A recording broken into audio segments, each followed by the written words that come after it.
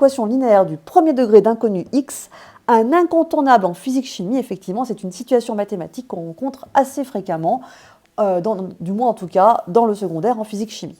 Posons le décor, il va s'agir de déterminer la valeur initialement inconnue d'une grandeur qu'on va associer à une lettre. Souvent, ça peut être la lettre D, par exemple, pour une distance que l'on cherche, ou V pour une vitesse.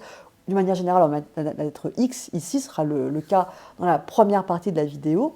Et il se trouve qu'on va se placer dans la situation où cette grandeur initialement inconnue est liée mathématiquement à deux autres grandeurs, elles, de valeur connue.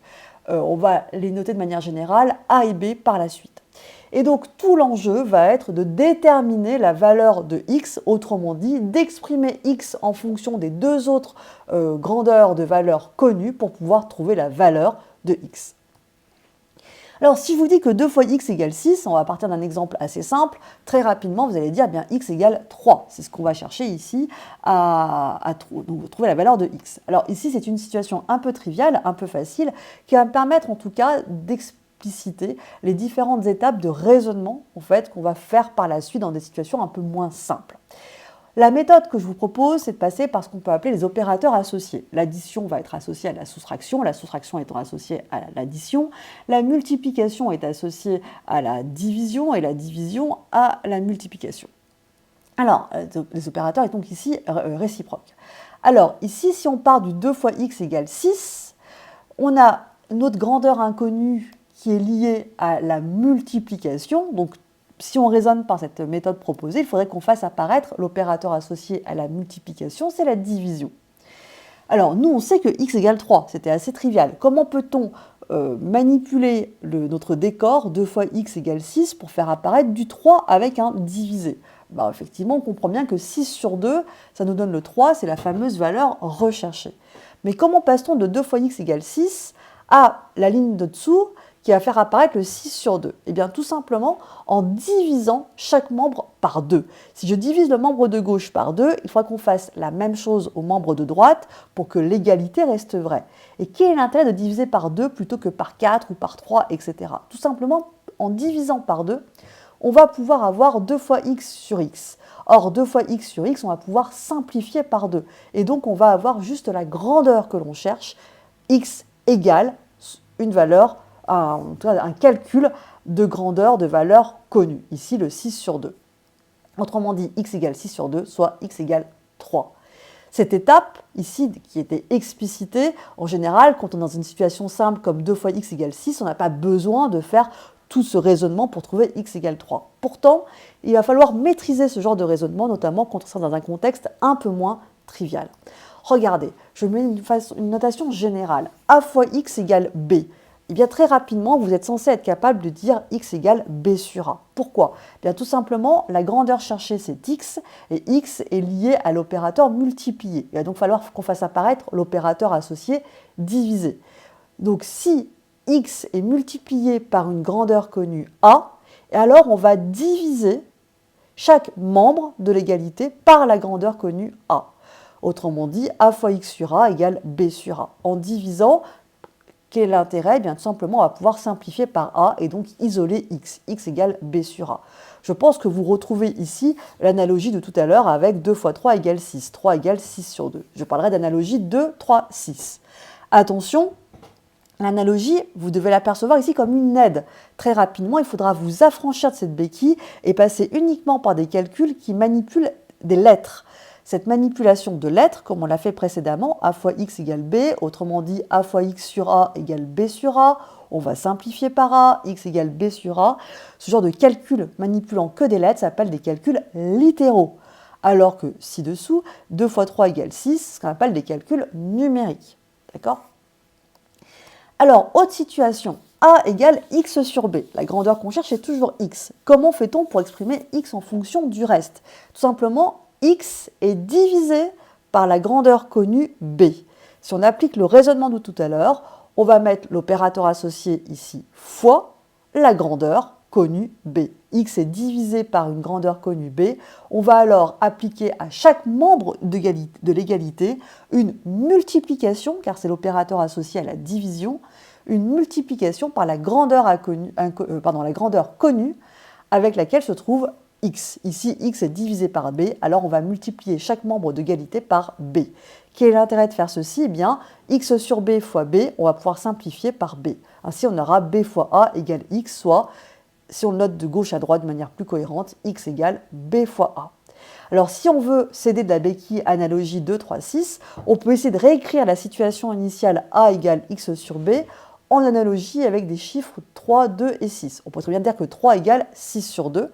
De fait, 6 égale 2 fois 3. Dans le rôle de 2, j'avais la lettre B. Dans le rôle de 3, j'avais la lettre A.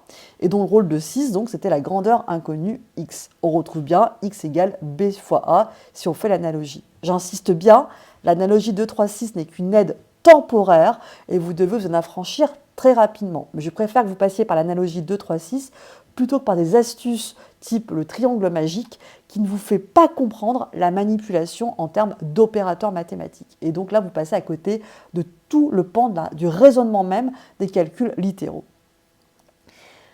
Alors, à noter, si je vous dis que a fois x égale b', si je soustrais à chaque membre d'égalité b', si je vous dis a fois x moins b' égale b' moins b', j'ai le droit, car j'aurais soustrait à chaque membre de l'égalité b'. Mais b' moins b', dans le membre de droite, ça devient 0. Autrement dit, a fois x égale b', c'est équivalent à a fois x moins b' égale 0. Donc si vous êtes dans une situation de a fois x moins b' égale 0, ça revient à la même chose que a fois x égale b'. Et donc vous vous retrouvez à la situation initiale précédemment décrite. A noter que si je remplace b' par moins b, autrement dit, ça nous fait a fois x plus b égale 0. Autrement dit, ces trois notations vont être amenées on va pouvoir les résoudre de la même manière, x égale b' sur a ou x égale moins b sur a. Que doit-on retenir? Si vous êtes dans une situation du type a fois x plus b égale 0 et qu'on vous demande que vaut x, eh bien, autrement dit, on vous demande de résoudre une équation linéaire du premier degré d'inconnu x. Pourquoi premier degré? Tout simplement parce que x est puissance 1. La puissance 1 ici est sous-entendue. Donc il va s'agir de trouver la valeur de x, d'exprimer x en fonction de a et b. A et b sont des coefficients de l'équation avec a différent de 0.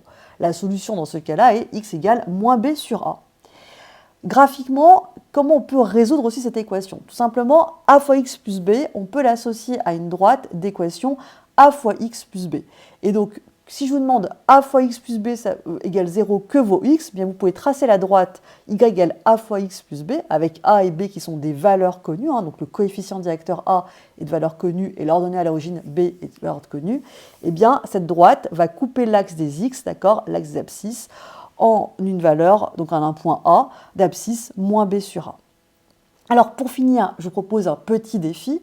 On donne V égale D sur T, exprimer littéralement l'inconnu T en fonction de V et D. On sous-entend qu'on connaît la valeur de la vitesse, par exemple, qu'on connaît la valeur de la distance parcourue par un objet, et ce qu'on cherche, c'est la durée T de ce parcours, traversé, parcouru, désolé pour la redondance, à la vitesse V. Mettez la vidéo sur pause, relancez-la pour avoir la réponse. En principe, au bout de même pas 2 minutes, vous devez avoir une réponse à proposer. À vous de jouer.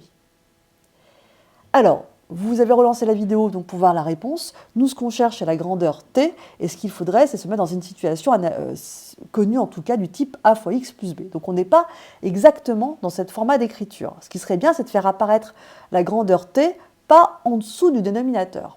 Eh bien, l'astuce va consister à revoir l'opérateur ici dans l'histoire. C'est diviser. Quel est l'opérateur associé à diviser? C'est multiplier. Donc, on va multiplier ici.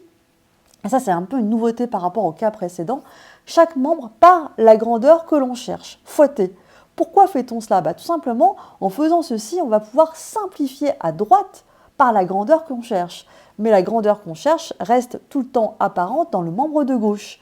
Autrement dit, t fois v égale d, nous, qu'est-ce qu'on cherche? C'est t. On se retrouve bien dans la situation du type x fois a égale b.